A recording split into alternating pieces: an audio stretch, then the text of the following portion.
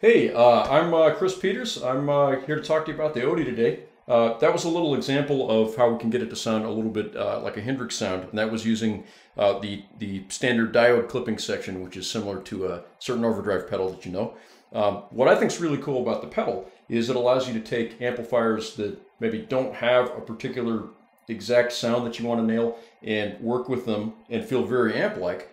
Without sounding phony or harsh or any way. It really just integrates into the amp. So let me just show you. I'm going to turn the pedal off for a second. I'm just running a dry, pretty transparent amp sound there. When we turn the pedal on,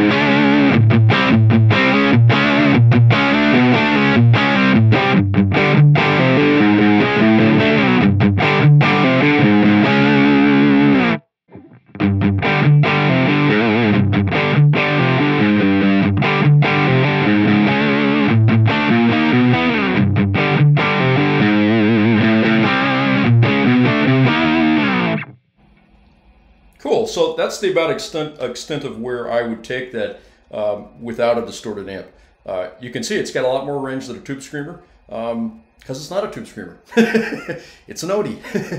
But what's cool about it is it very much sounds more like a Blackface Fender Deluxe kind of sound when it's turned down in a clean amp, and then as you crank it up, it just sustains more, gets a little thicker, has more of a smoothed out kind of Marshall thing to it, which is really cool. Tube screamers to me always kind of sound, you know, like what they are. They sound like transistor kind of distortion layered on top of an amp. And the Odie doesn't really do that. It responds like a good amp. You turn up the presence, you get more presence. You don't get more fizz. which is pretty cool. You can actually use the pedal, which is neat, and you don't have to mess up the sound of your clean channel. That's an issue that you have a lot if you're using, say, a DS1 or something. You know, if you turn the tone knob to noon, you kill everybody in your audience. So you usually have to turn that tone knob well below noon, and then crank your presence and trebles and mids on your amp to get the clean channel to work with the pedal, and then you don't have a clean channel that sounds good anymore. So it's really cool the way that works. It's very usable. I really like clean boost mode. A lot of times I use just the flat mode if it's a brighter sounding guitar, but these are really high output, and all of a sudden the mid-range boost is sounding really cool. So basically here's the amp without anything.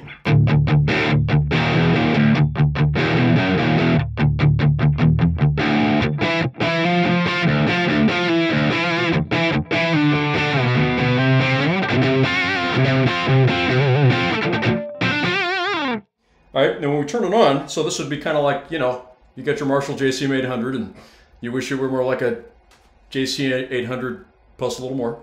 Maybe an 810, I don't know. So we kind of turn on the pedal.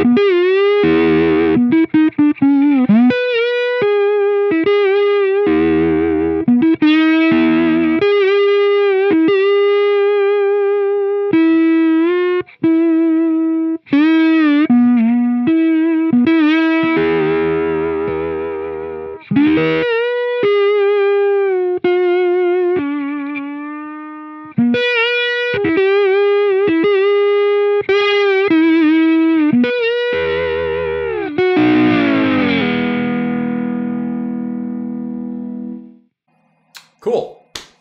So there you go. It does a lot of cool stuff. It's an Odie.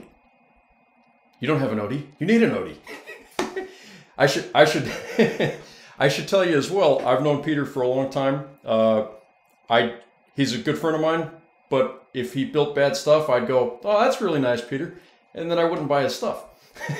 But I've tried his guitars against $8,000 Shure guitars, and I like mine better than the Shure guitar, okay? Which is tough because the Shures look really crazy and people go, "Oh, it's a Shure. You got to have a Shure. It's a magical unicorn." But it's not. They're very good though, but Peter makes great stuff.